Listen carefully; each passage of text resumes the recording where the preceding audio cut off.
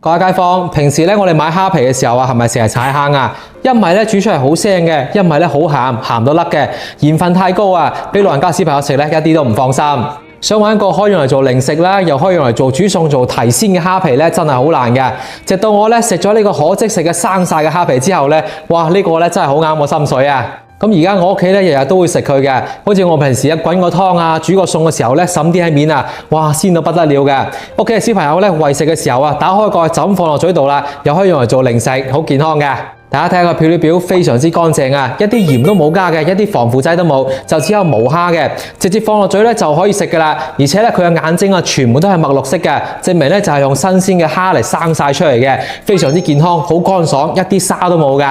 俾小朋友食啦，都放心好多啦。俾你食嗰啲咩辣條啊、薯片咧，係咪要健康好多啊？而且佢嘅鈣含量咧係牛奶嘅20倍啊，鈣含量非常之高，而且咧營養又健康。屋企老人家、小朋友、孕媽媽咧都可以食嘅。咁啊，好似我屋企咁樣啊，經常咧都會滾一個番茄紫菜蝦皮蛋花湯嘅，做法好簡單嘅，你哋睇一眼咧就可以學識噶啦。我哋先燒正一煲滾水，水滾咗之後咧就可以關火啦。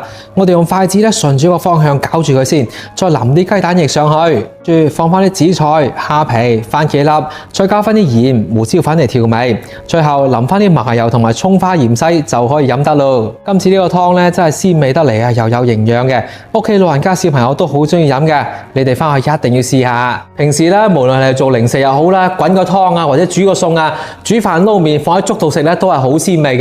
你整碎佢咧，整成粉咁樣啊，整俾 BB 仔做副食咧都係可以嘅。佢唔單止做法好多樣啊，而且簡單又方便又營養。所以呢個又乾淨啦，又冇鹽啦，又冇防腐劑嘅可即食生晒蝦皮嘅街坊咧，我將佢放喺視頻嘅左下角啦。無論你整俾 BB 仔做副食咧，或者平時啊煮餸啊用嚟提鮮咧，都係好好用嘅。買翻去試下啦。